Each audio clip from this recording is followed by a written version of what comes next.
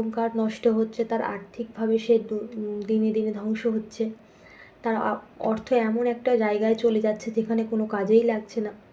আর পয়সার অহংকার ছিল, তার নিজের রিলেশনশিপের অহংকার ছিল, সেই রিলেশনশিপ ভাঙছে, সেটা তার হাজব্যান্ড হোক, সেটা তার পরিবারের সম্পর্ক হোক বা যার সাথে হোক, সেটা ভাঙছে।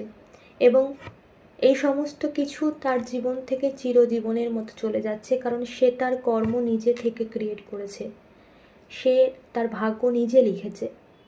আমরা আজকে যেটা করব সেটা আগামী দিনে ফল হয়ে আমাদের ফিরবে, ঠিক সেরকম তোমার ক্ষতি করে সে নিজের ভাগ্যে এই সমস্ত কিছু লিখেছে এবং সেগুলোই তার জীবনে ফিরছে।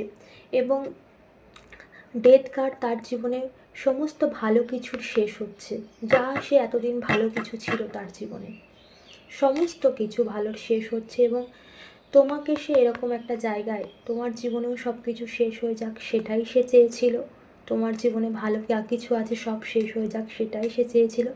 কিন্তু সেই শেষ থেকে তুমি শুরু করেছো, তোমার জীবনে তুমি একটু একটু করে নিজেকে এগিয়ে নিয়ে গেছো, সমস্ত কিছুকে নিজেকে একটু একটু করে তৈরি করেছো তুমি।